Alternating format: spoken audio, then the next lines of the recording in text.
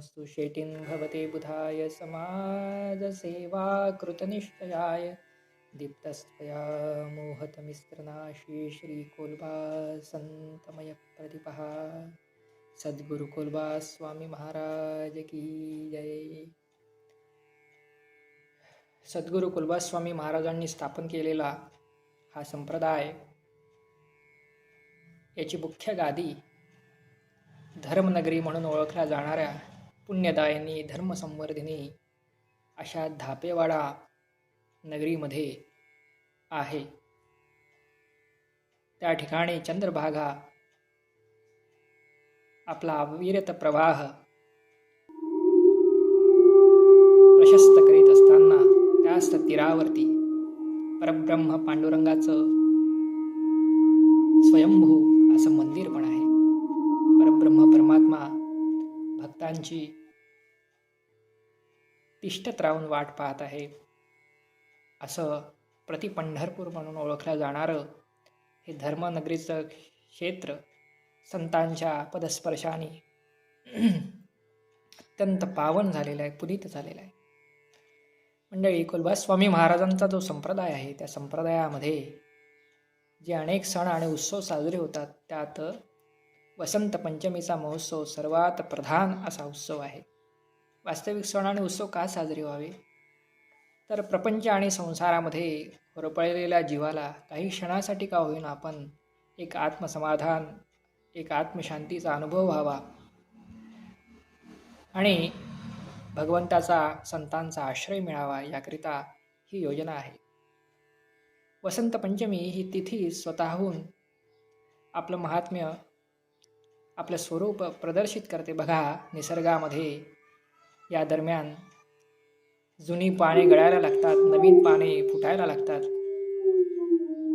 संबंध निसर्गामध्ये सर्जनशीलता, नवनिर्मितीचा आनंद साजरा होत असतो आणि जिकडे तिकडे फुलांना बहर येतो, मोहरांना बहर येतो आणि जिकडे तिकडे सुगंध दरवळतो आणि सृष्टीमध्ये आकर्षणता निर्माण होते. आणि जिथे जिथे आकर्षण आहे, जिथे तिथे सर्वश्रेष्ठता आहे, जिथे तिथे पावित्र्य आणि मधुरता, सुंदरता आहे, त्या ठिकाणचं जर त्या सर्व आकर्षणाचं जर केंद्र कुठलं असेल तर ते भगवंताचं आहे. आणि वसंत ऋतू हा तसा सर्व ऋतूंमध्ये श्रेष्ठ ऋतू म्हणला आहे. आणि भगवंतही असं म्हणतात की सर्व ऋतूंमध्ये मी वसंत ऋतू आहे. विभूती योगामध्ये भगवान जेव्हा आपलं विभूती आणि त्याचं प्रतिनिधित्व करणारं कोण आहे हे सांगताना मासानाम मार्गशीर्ष मासोवहम असं म्हणतात की मासामध्ये, महिन्यांमध्ये मी मार्गशीर्ष महिना आहे. आणि ऋतूनाम कुसुमाकरः, आणि ऋतूंमध्ये कुसुमाकर म्हणजे वसंत ऋतू मी आहे. तर हे वसंत पंचमीचं आणि या वसंत ऋतूचं जिथून सुरुवात होते ती ही पंचमी तिथी, माघ शुद्ध पंचमी, याचं भगवंतानीच आपल्या मुखाने वर्णन केलेलं आहे. त्याचप्रमाणे विद्या, संगीत, कला याची जी अधिष्ठात्री देवता आहे माता सरस्वती, वाणीची अधिष्ठात्री देवता, तिचं प्राकट्यसुद्धा या तिथीवरती आहे. असं म्हणतात की सृष्टी ज्यावेळेला निर्माण झाली तेव्हा ती निशब्द होती, त्यामुळे त्यात उणीव होती. आणि म्हणून भगवंताच्या आज्ञेवरून या वाणी देवतेचं प्राकट्य झालं आणि शब्द ब्रह्म जन्माला आला. तर या तिथीवरती देवी सरस्वतीचं देखील पूजन होतं. भगवान श्रीकृष्णाने याच तिथीवरती आपल्या अत्यंत निकट पार्षद अशा गोपिकांसोबत रासक्रीडा केलेली होती वृंदावनामध्ये. ते चंद्र सरोवरसुद्धा याची साक्ष देतं. याच तिथीवरती भगवंतानी हा दिव्य अनुभव, जो केवळ परमहंस पदावरती पोहोचलेल्या महात्म्यांनाच कळू शकतो, असा आनंद, दिव्य आनंद दिला होता. संबंध भारतवर्षामध्ये उत्तर, दक्षिण, पूर्व, पश्चिम आणि अन्य देशांमध्ये सुद्धा हा वसंत पंचमीचा उत्सव निरनिराळ्या नावाने आणि निरनिराळ्या थाटाने हा साजरा होतो. त्यामुळे या तिथीचं असं अनन्यसाधारण असं महत्त्व आहे. कोलबास्वामी संप्रदायामध्ये ही तिथी, वसंत पंचमीची तिथी, धर्मसेटिबा महाराजांसाठी समर्पित आहे. ही कशी काय, ही कथा आपण ऐकूया. कुलबास्वामी महाराज ज्यावेळेला आपल्या परिवारासह धर्मनगरी धापेवाड्यामध्ये राहायला आले तेव्हा विणकरीचा व्यवसाय सुरू केला. आणि स्वामी महाराज हे स्वतः सिद्ध अवस्थेतील साधक होतेच, पण सद्गुरू वाचोनी सापडे ना सोय, धरावे ते पाय आधी आधी, हा जो भक्तांचा अनुभव आहे. तर स्वामी महाराजांना सुद्धा तळमळ लागली की माझे सद्गुरू मला केव्हा भेटतील. आणि भगवंताच्या योजनेप्रमाणे धर्मनगरीमध्येच धर्मसेटिबा नावाचे एक सिद्ध तत्वदर्शी पुरुष राहत होते. आदि शंकराचार्याच्या परंपरेतले होते आणि आपली गुप्त साधना करीत होते, प्रपंचापासून अलिप्त होते आणि नित्य भगवदानंदात तृप्त अशी त्यांची चर्या होती.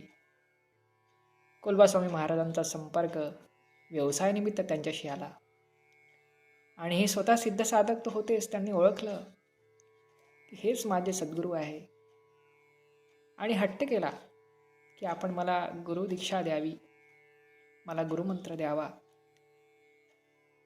पण कोलबास्वामी महाराजांचा निग्रह पाहण्यासाठी, त्यांची निष्ठा पाहण्यासाठी धर्मसेटिबांनी सुरुवातीला नकार दिला. अरे तू श्रेष्ठ वर्णातल्या महापुरुषाला गुरु म्हणून चयन कर, मी नीच जातीचा आहे, मला का म्हणून तू गुरु म्हणून स्वीकारतो, मी गुरुच्या पात्रतेचा नाही. पण कोलबास्वामी महाराज काही मानले नाही. ते म्हणले की सूर्य स्वतः तापतो, इतकी उष्णता त्यात असते, पण त्याला त्या उष्णतेचा काही फरक पडत नाही. पण सामान्य जीव त्यातून होरपळून निघतो, त्याचा ताप जीवाला कळतो. स्वतः तापाचं, प्रकाशाचं, ऊर्जेचं जे स्रोत आहे त्याला त्याचं सामर्थ्य असून माहिती नसतं. त्याचप्रमाणे तुम्ही कोण आहात हे मला माहिती आहे. आणि सगळा असा हट्ट झाला. आणि मकरंदपुरी जे धर्मसेटिबा महाराजांचे गुरुबंधू होते ते जवळ बैसले होते. त्यांनी पाहिलं की कोलबास्वामी महाराजांमध्ये गुरुविषयी अनन्यता आहे, ते परमशरण आलेले आहेत, प्रपन्न झालेले आहेत. त्यामुळे मकरंदपुरींनी धर्मसेटिबांना विनवलं की हा धन्य भक्त आहे, आपण याचा अंगीकार करावा.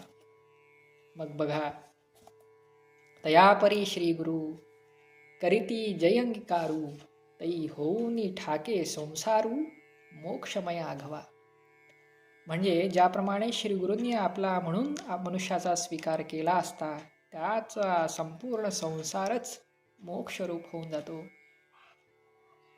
तर ज्याप्रमाणे गुरु मंत्राची आणि उपदेशाची प्रार्थना ज्यावेळेला धर्मसेटिबांना केली, त्यावेळेला हा पुरुष द्रवला आणि त्यांनी शिष्य म्हणून कोलबास्वामी महाराजांचा स्वीकार केला आणि यथोचित दीक्षा दिली आणि परमार्थाचा उपदेश केला, प्रपंचामध्ये कसं राहावं याचा उपदेश केला.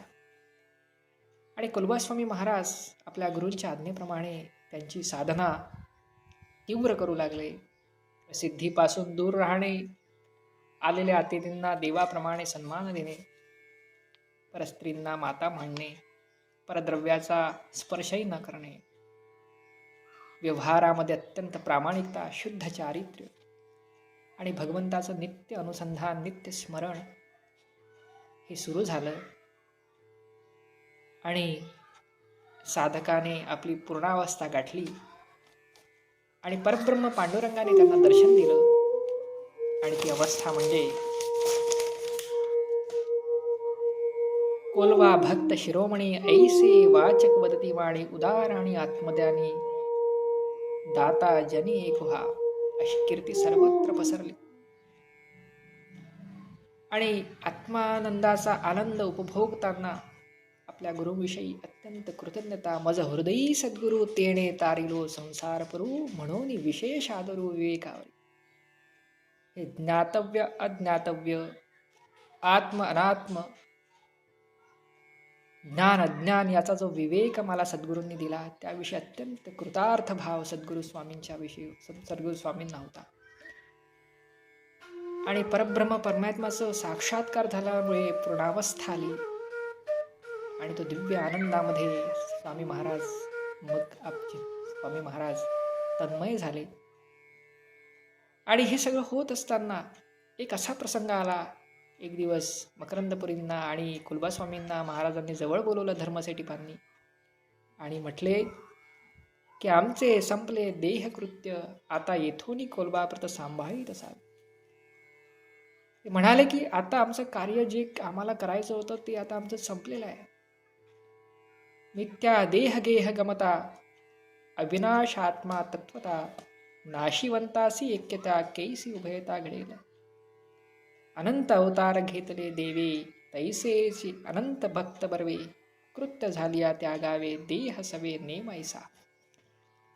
धर्मसेठीबांनी उपदेश केला की आता माझं कार्य संपलेलं आहे. मला जे कार्य करायचं होतं ते माझं झालेलं आहे. तुझ्यासारखा शिष्य निर्माण झाला, तयार झाला. आता सर्व कार्य तुला करायचं आहे. माझं जे प्रयोजन होतं, माझ्या शरीराचं जे प्रयोजन होतं ते आता इथे संपलेलं आहे. त्यामुळे आता मी इथून प्रस्थान करीन. हे शब्द ऐकल्याबरोबर कुलबास्वामी महाराजांच्या डोळ्यामध्ये अश्रू वाहायला लागले. मकरंदपुरी सुद्धा, त्यांचं सुद्धा चित्त द्रवलं.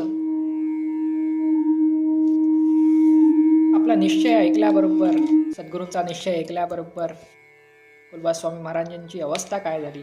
प्रेमनाश्रू लोटले नयनी, तेणे करणी संचरी, श्री गुरूंचे उभय नेत्र, तेची जाणा अभिषेक पात्र, नयनोदकते पवित्र, शार विचित्र सागरीचे.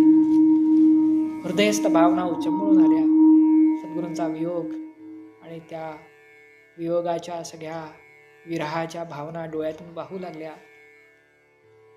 पण सत्य हे होतं की हे सगळं धर्मसेठीबांचं कार्य, श्रीमद शंकराचार्यांपासून आलेल्या परंपरेचं कार्य, त्याचं निर्वहन कुलबास्वामी महाराजांचं करायचं होतं.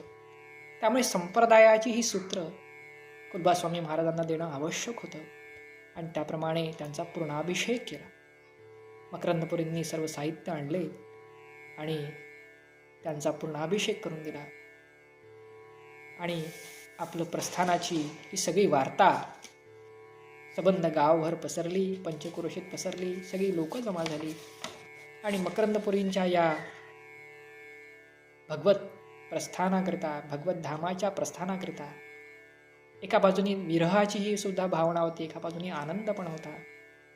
माघ शुद्ध पंचमी सामा, जाणे वैकुंठाप्रता, आता बोळवण कराव्यास निरोप सगळासी मागतो. आणि सगळ्यांना धर्मसेठीबांनी शेवटचा निरोप मागितला. जय जयकारे पिटली टाळी, आनंदित झाली संत मंडळी, अवघे उठले ते काळी, हरुष मंडळी सेठीबा. आणि अशा पद्धतीने चतुर्थीला यात्रा निघाली. म्हणजे धर्मसेठीबा निघाले आणि त्यांच्या मागे मागे दिंडी, पताकाचे भार असे सगळे सद्भाविक त्यांच्या मागे मागे चालायला लागले. चतुर्थीला अधोक्षेत्र म्हणजे जे आधासा क्षेत्र म्हणून गणपतीचं एक स्वयंभू क्षेत्र ओळखलं जातं, त्या ठिकाणी ती यात्रा आली. धर्मसेठीबांनी मंगळमूर्तींचं दर्शन घेतलं आणि सगळे रात्री तिथेच विश्राम पावले.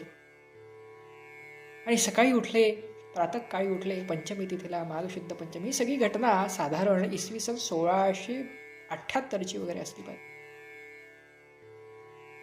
तर सकाळी प्रातःकाळी उठले आणि म्हणाले, आता लोभ असो द्यावा चित्ती, कोलबावरी परम प्रेम प्रीती, आवडी सरती करू नका. मग परस्पर आलिंगन, सगळ्यांना आलिंगन दिलं.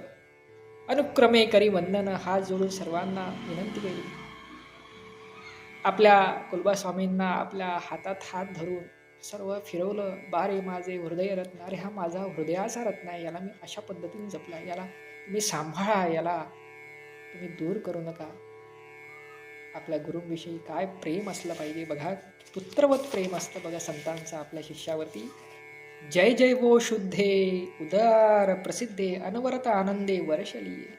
हे सद्गुरू आई, तू शुद्ध म्हणजे अखंड अज्ञानाती दोषरहित आहेस. तू एक अत्यंत उदार म्हणून प्रसिद्ध आहे व तू अखंड आनंद स्वरूप किंवा प्रेम स्वरूप आहे. आणि शिष्याच्या ठिकाणी अखंड परमानंदाचा वर्षाव करणारी आणि परमानंद रूपी प्रेमाची प्राप्ती करून देणारी तू आहेस, असं ज्ञानेश्वर महाराज आपल्या गुरुविषयी म्हणतात. हा इतका वात्सल्य चा वर्षाव कुलवासवामीवरती झाला. किती अपूर्व घटना आहे हो. आपल्याला माहीत नाही आहे ही अपूर्व घटना. आणि सगळं हा प्रसंग झाला आणि मग धर्मसेठीबा सगळ्यांना निरोप देऊन उत्तर दिशेकडे प्रस्थान करायला निघाले. असं म्हणतात ते बद्रीनाथकडे निघाले. पण काही पाऊल गेल्यानंतर अदृश्य झाले, कोणाला दिसले नाही. आणि आपले सद्गुरू असे अदृश्य होऊन गेले.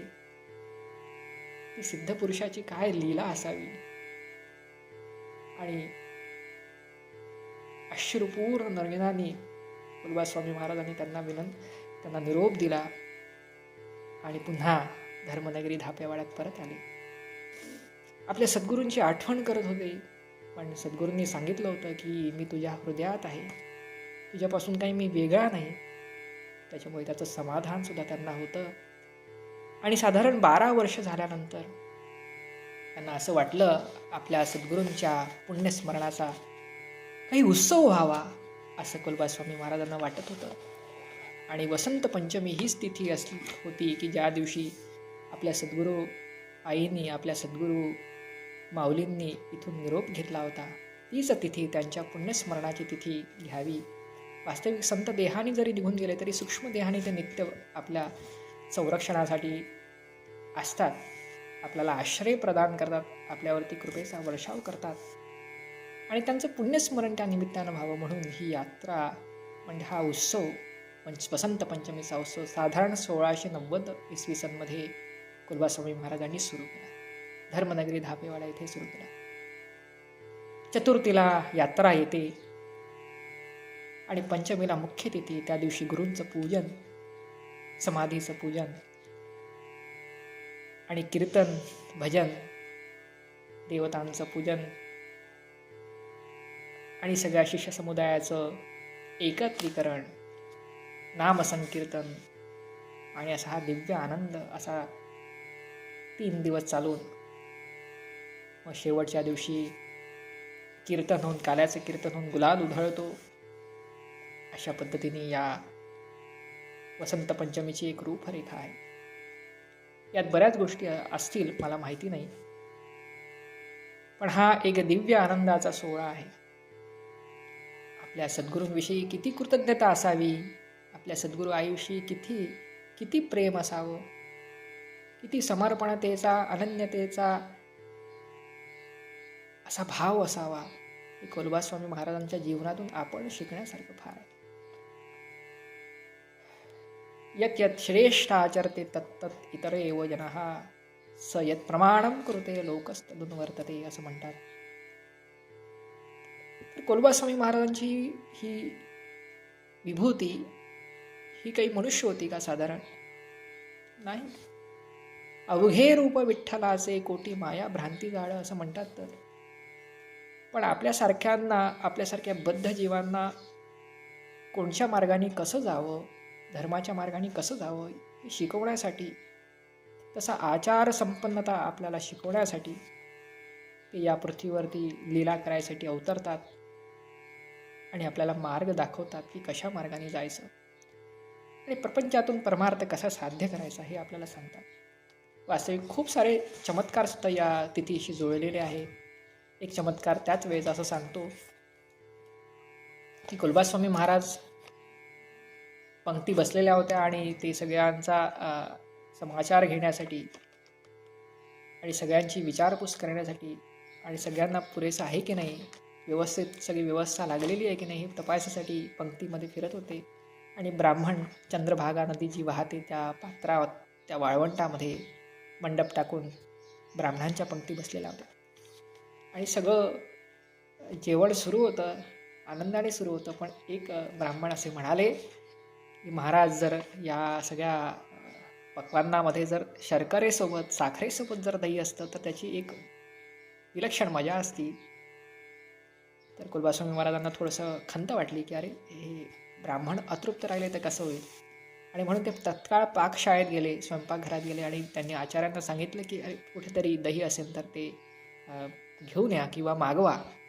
आणि सगळे जी कोणी मंडळी व्यवस्थित होती ती दही घ्यायला, दही तर नव्हतं आणि दहीसाठी बाहेर गेली.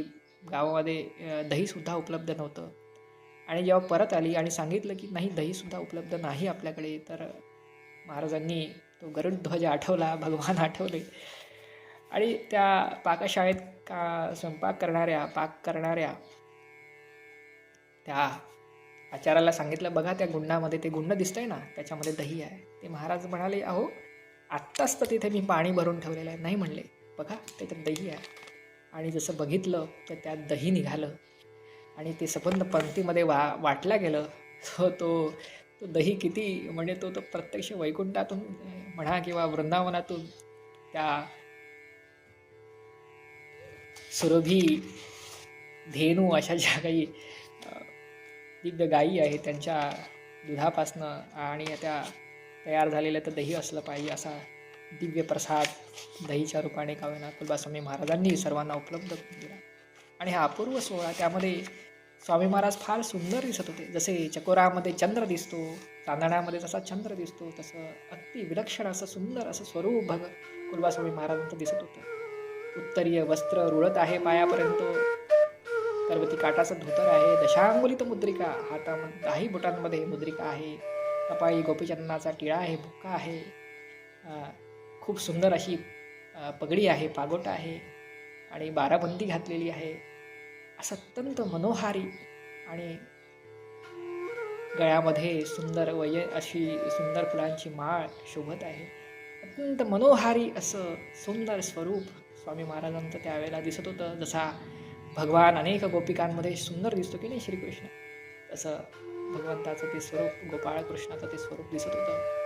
असा अपूर्व आनंदाचा सोहळा त्या धर्मनगरीमध्ये हा घटित झाला ह्या वसंत पंचमी तिथीवरती. मंडळी, या वसंत पंचमीच्या अनेक कथा जुळलेल्या आहे, अनेक प्रसंगसुद्धा जुळलेले आहे. आत्ताचे जे विद्यमान मठपती आहे त्यांचीसुद्धा गादीवरती प्रतिष्ठापना म्हणा किंवा पट्टाभिषेक म्हणा इसवी सन 1989 याच माघ शुद्ध पंचमी वसंत पंचमी तिथीवरती झाला. आणि या प्रसंगावरती अनेक चमत्कारसुद्धा घटित होतात. वास्तविक याला चमत्कार म्हणतात की आपल्याला आपल्या बुद्धीला हे ठरवावं लागेल, पण जे अनाकलनीय आहे, जे अवर्णनीय आहे त्याला आपल्याला चमत्कारच म्हणावं लागतं. तर अशा अनेक कथासुद्धा सांगितल्या जातात. त्याच्यामुळे कितीही विपरीत परिस्थिती आली, कितीही प्रतिकूलता आली, कितीही असं म्हणता येईल दुष्काळ पडला, अशाही परिस्थितीमध्ये संप्रदायाने हा वसंत पंचमीचा उत्सव सोडला नाही. तसे दृष्टांत होत गेले की हा वसंत पंचमीचा उत्सव त्यात खंड पडू नये असं कुलबास्वामी महाराजांनी काही जणांना स्वप्नात दृष्टांत देऊही सांगितलेलं आहे की ही वसंत पंचमीचा उत्सव थांबता कामा नये. तर याचं एक अनन्य असं साधारण महत्त्व, असाधारण असं महत्त्व आहे. त्याच्यामुळे ही तिथी आपल्यासाठी, आपल्या शिष्यांसाठी फार महत्त्वाची अशी तिथी आहे. मंडळी, ज्यावेळेला वसंत ऋतू येतो त्यावेळेला सगळीकडे नव चैतन्य, उत्साह, आनंद ओसंडून वाहतो आणि त्यावेळेला कोकिळ पक्षी त्याचा आनंद अधिक द्विगुणित करतो. त्याचा आवाज इतका मंजूळ येतो की हृदयाला, मनाला अत्यंत आनंद होतो. त्याच पद्धतीने साधक ज्यावेळेला भगवंताच्या, गुरूंच्या आश्रयाला येतो त्यावेळेला तो आपल्या अविद्येचं, अज्ञानाचं आणि परावशतेचं हे सगळं आवरण सोडतो आणि चैतन्य परमानंदाच्या मार्गाची कास धरतो. त्यावेळेला भगवान त्याचा परम आश्रयदाता होतो. माऊली कशी म्हणते बघा, तो कृपा पियुष सजळ आणि येरू जवळा आला वर्षाकाळ, नाना श्रीकृष्ण कोकिळ अर्जुन वसंत.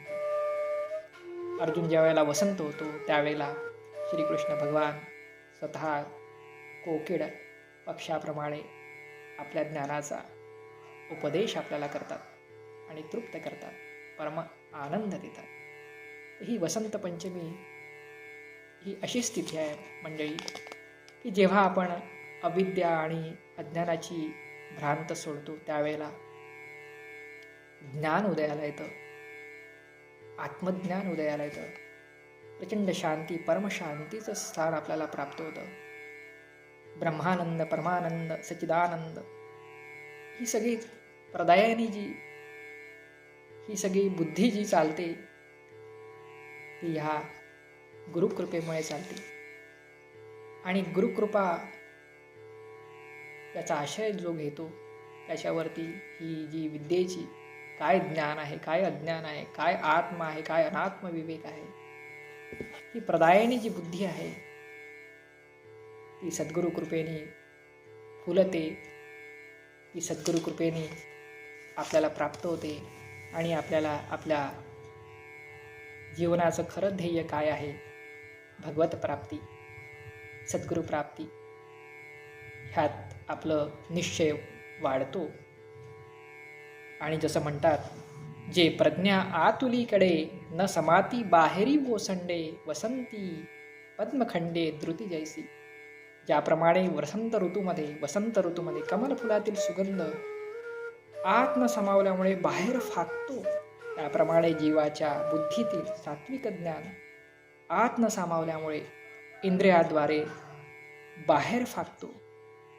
ती प्रसन्नता, ती आत्म्याची जी प्रसन्नता त्याला प्राप्त होते गुरुकृपेमुळे आणि भगवंताच्या आश्रयामुळे. ती वसंत ऋतू ज्या पद्धतीने कमलपुष्पातील सुगंध मावत नाही, तो बाहेर फाकतो, सर्वांना त्या तृप्तीचा आनंद देतो, त्या सुगंधाचा आनंद देतो, तसा हा भक्तसुद्धा अनेकांच्या जीवनामध्ये हा भगवत आनंद प्राप्त करून देण्यासाठी सज्ज होतो. हे सर्व घडतं त्या सद्गुरूमुळे. आणि म्हणून आपण सुद्धा या तिथीवरती सद्गुरूंचं, कुलबास्वामी महाराजांचं आणि कुलबास्वामी महाराजांचे सद्गुरू धर्मसेठीबा महाराज यांच्याविषयी अत्यंत कृतज्ञ झालं पाहिजे. वसंत पंचमीचा हा उत्सव आपल्या सर्वांच्या जीवनामध्ये या सद्गुरू प्राप्तीची तळमळ आणि वसंत ऋतूप्रमाणे नवचैतन्य, नव आल्हाददायकता, नवा आनंद आणि भगवतानंद आपल्याला सगळ्यांना प्राप्त होवो ही सद्गुरू स्वामीचरणी प्रार्थना करतो. आणि इथे जे काही चुकलं असेल त्याविषयी मी क्षमा मागतो. आपण अधिक माहिती आपल्याकडे असेल तर आपण सुद्धा ती माहिती द्यावी असं मी आपल्याला विनंती करतो. आणि सद्गुरू कृपेने जे काही मी बोललो असेल ते भगवंताच्या चरणी अर्पण करतो आणि सर्वांना नमस्कार करतो.